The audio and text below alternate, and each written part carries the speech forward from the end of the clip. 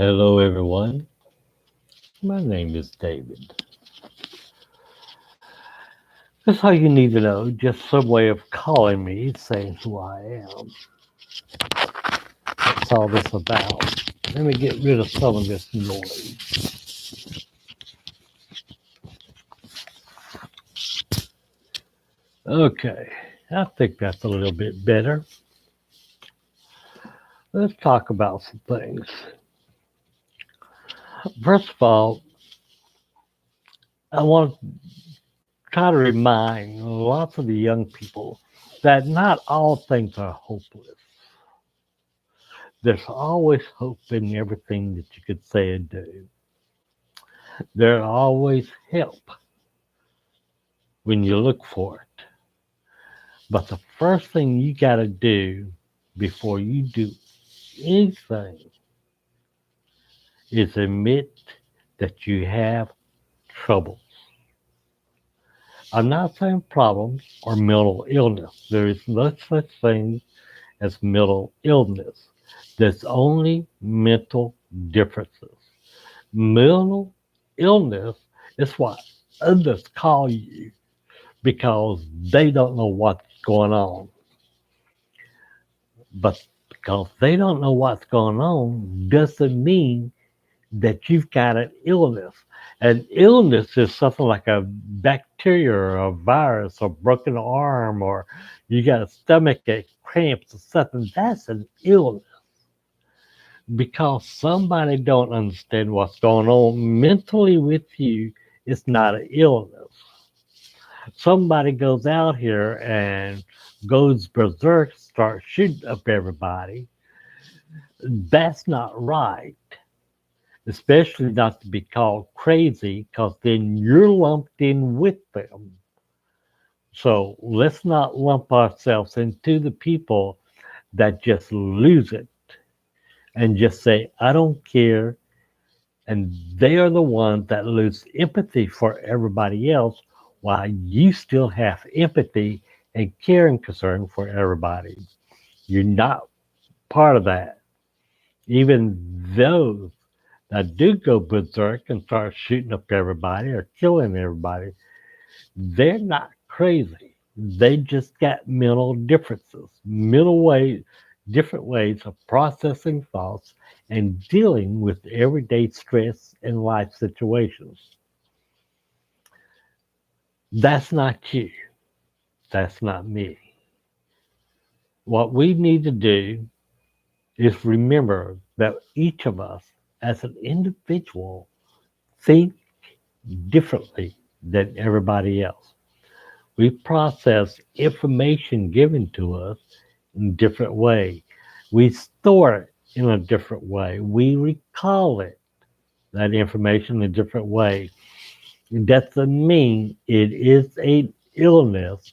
It is a difference. You have to call it by that mental difference. And people need to understand that I got different things that I do to exercise my mind. I got things to do to exercise my dexterity, and I do that by playing little games online and things like that. And that's to keep my hands and everything moving. Dexterity is very important. I know I used to play guitar a lot, so I like to make my own music. Excuse me. And without that dexterity, I just can't do that anymore. But what I have got, I want to keep active. So some of the games I play is for dexterity. But as much as I need to keep physically fit, I need to stay mentally fit. So you look at all the things that I post on YouTube. I do it for a reason, and that's to stay mentally fit. I diversify my knowledge and my understanding into many categories, but I don't go outside what I don't know. One of my sayings in Rainbows of Truth of wisdom is that you can only do what you know. You can't do anything else. If you don't know something, you can't do it. Unfortunately, that comes the frustration, especially with the COVID 19. There's so much information and disinformation and propaganda going on about it. You don't know what to believe. And that lot leads to a buildup of a large amount of anxiety. And that anxiety can either go up, make you flip out or just give up on everything, or make you feel so depressed and so withdrawn you don't know what you're doing, and you just cry and upset all the time. This happens. There's a lots of things that's happening during the COVID-19. Ever since I started my recovery in the right direction, and that is facing my fears and doing away with it, coming to the grips with what and I'm using the personal term, I have come to find that really helps me. Regardless of what the doctors say, regardless of what the nurses say, regardless of what the case manager says, I have to find my own way. It's like being lost in the woods. Everybody else is looking for the right directions, just like you are. And if you find a direction you want to go it. That is your direction. But find one. Don't follow someone because they may be just as lost as you. No matter how much you trust them, no matter how incredibly safe and hope you put in them, at some point they're going to let you down and you're going to have to backtrack and find somebody else when you should just follow your own. And that's what I've done. I followed my own. You can't follow what I've done because there is no precedence for what I've done. Even though I think it's above all that what others may expect from me or accept from me, but that's their problem. That's not mine. That's part of their reality. That's not mine. You ever hear the phrase, what do you think? This is your world? That you can do whatever you want in it? Truthfully, it is your world. Just because somebody says it's not doesn't mean that it's not. And in your world, it's all the things around you. And they're not walking your shoes. They're not sleeping in your bed. They're not eating the food that nourishes you. They're not doing the things that are for you. So for you, and when you look at you, yes, it is your world. You're the one that got to deal with it, not them. It's sort of like rubberneckers on a highway. There's an accident. It's in the far left lane on the other side of the highway from you, and you got a 6 lane, 12 lanes, 6 lanes on your side, 6 lanes over there, and you're on the far right hand side. That's on the far left hand side, but you still slow down and try to see what's going on. And no matter what you see, you cannot help. You still try to do it. And that's what all these other people are doing to you. They see you, but they're on the far right hand side and you're on the far left hand side. No matter what they say, they cannot help you. You can only help yourself. And you do that by exercising your brain. And I try to do that. And I try to be safe about it. I try to be on the internet, showing the things that I like. And once again, I'm yawning because it's late at night. And some of the things that I do shows on YouTube. I use it as a platform for recovery. I let my wild imagination swing from one pendulum to the other.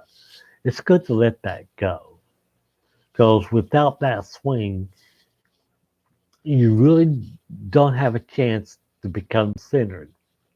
Because when you swing one way and swing back the other way, it's right there in the middle is where you'll wind up being each and every time. No matter how far to the left or how far to the right, you're going to be swinging. And when you're swinging, you just know that there in the middle, you know that's where you really are. You need to let it swing to the left, and you need to let it swing to the right. Just don't be afraid when it happens. Because then you come back, take control, and go forward. It's like a sailboat on the water. They're going heave and haw back and forth, zigzag motion back and forth. Go 15 minutes this direction, and you have to go 25 minutes back this other direction. And then you go back 15 minutes in the opposite direction. And you're doing this all to keep moving forward. That's your whole plan of sight. But you have to make those little traverses back and forth. Like engineers and hikers going up a mountain. And when I say engineer, I'm talking about trained engineers going up a mountain. It is easier to go at an angle and traverse and go back the other way, traverse and go back the other way, than it is to go straight up. Sometimes you can go straight up on a mountain and be all right, but not always, especially for a trek. It is better to take and traverse back and forth in a zigzag motion to take you up the mountain. That's the way your mind is. Let your mind swing back and forth, but keep your eyes set on one direction. Therefore, diversify. I have hope in my heart. I know there is a power higher than I am. Whether it's God or whatever, it could be Allah. I don't know. Nobody knows. Everybody has speculations, but that's theirs. You have to come up with your own and have a defined image and understanding of what you consider the higher power. And for any scientist out there that thinks there is a something larger, greater, more knowledgeable than they are, then why are they looking for civilizations other places? Why are they looking for little spaceships that might make it here? Why are they looking for all these other questions about physics and the God particle and all these other things in science? They're doing the same thing because they know that there's something bigger and greater out there, or they wouldn't be looking. But regardless of how you look at it, you gotta have that belief that there is something greater and more powerful than you. That's what gives you hope. And that is what your focal point should be to that point. I always tell a scientist, especially it's like a physicist of some kind, it's not the question you know to ask that you're looking for the answers, because those are very small compared to the millennium of questions that's out there that you don't even know to ask. And that's the problem.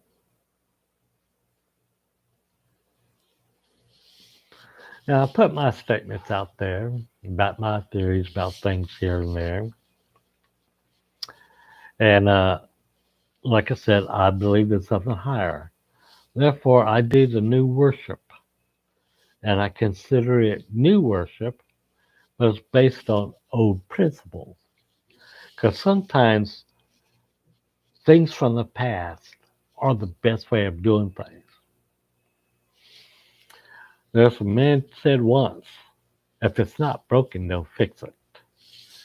And he's talking about the glass jar that I was holding in my hand and making it shiny and everything, trying to figure out what to do with it and working with it to make little improvements here and there. And the man says, if it's not broken, don't fix it. Because the more you try to fix it, the closer you come to breaking it. And when it's broke, you cannot put it back together again the way it was.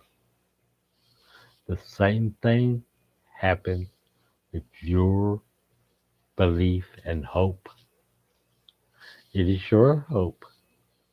And sometimes the simplest things in life is more answers to it than trying to make it out something else. So, new worship, back to the old ways. Before there was Bible, before there was Moses, before there was stories of Adam and Eve, there was just those that looked up in awe and wonder of the night skies and in the daytime skies. And they had just had wonder of how great and miraculous things were. Yes, they had little voices in their heads even then, telling them this is the way it is and that is the way it is. The only time they changed is when somebody else outside of their world came in and said, no, this is the way you got to think. Isn't that what happens to you each day?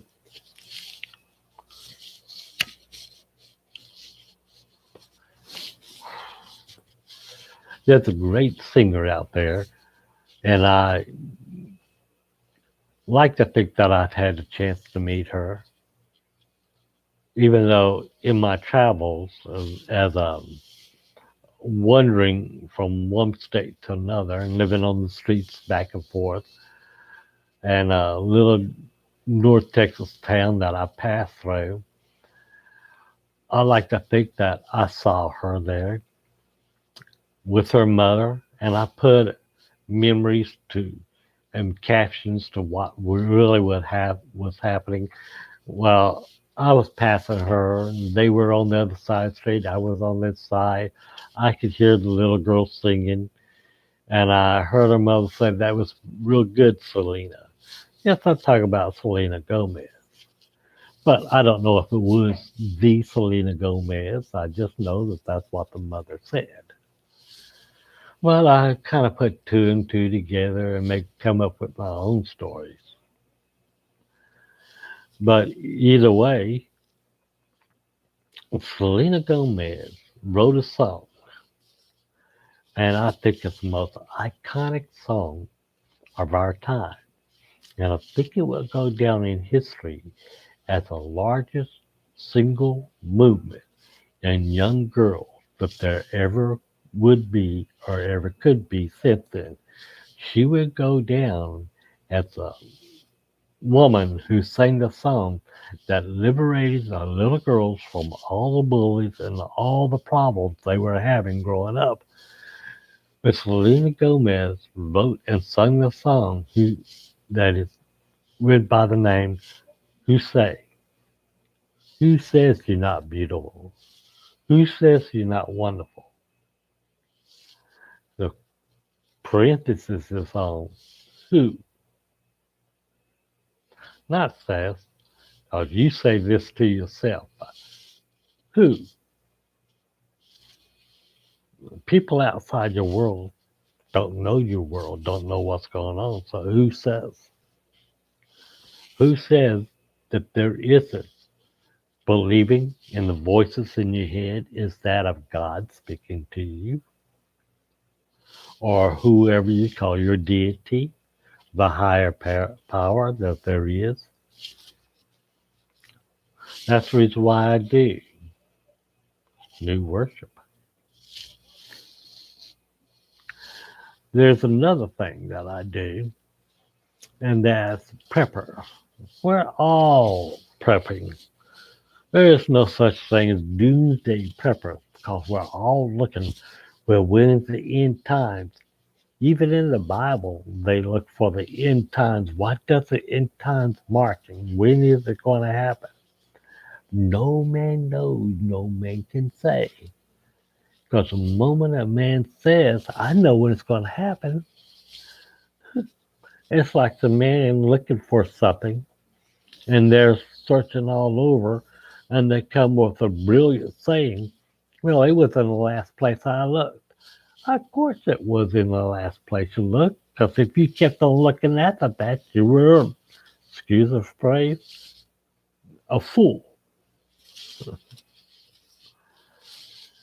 The same thing. We're all prepping, and no man knows the last day. We're all preparing for the end days. We all know that we're going to die, so no matter how you look at it, we're preparing for that day. So being a doomsday prepper, we all are. The way they prep and the way I prep is two different things. I prep a certain way, they prep a certain way, so I put that in there. And during my lifetime, I've come up with a certain wisdoms that need to be spelled out. And sometimes I do it in let's get real. And some of those things that I spell out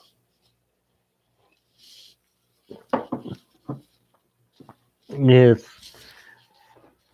things that I've come to accept as truth in my life. I'm not saying that you need to, but I hope that you take what I say when I speak in rainbow wisdom. That this truth that everybody can take, and I hope that you take it and try to use it. And one of them is there are only three things in the world we have to do. Everything else is choice and decision about things. And those three things is eat, sleep, and die. That's all we have to do. And that time is irrelevant here. Because time is nothing more than a measurement from point A to point B.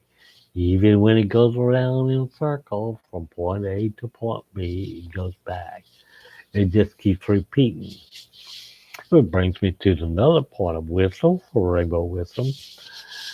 There are two types of people in the world. Those that act, that get out and constructively act upon the things that they know. And the second type of people are those that react. That's the only two type of people in the world. There's no other type. No matter what, no matter where, that's the only two type of people in the world. Those that act and those that react. You think that I'm wrong? Look at all the political upheaval that has come because of a global pandemic that may or may not be real. Act and react. And you got to remember, when you react, you can only do what you know. You can't do anything else. If you don't know something, you can't do it. And sometimes you just have to say TMI to all of this. Go out, do your work, do your job, provide for your family, and don't worry about all this other hyper inflated news and issues out there. There's good and bad in everything. Getting the vaccine, there's good in it. The bad in it, we really don't know what's going to happen. There's good and bad in all that happens in our life. And that good is acting, and the bad is when we react. The good is when we do what we know. The bad is when we do what others know.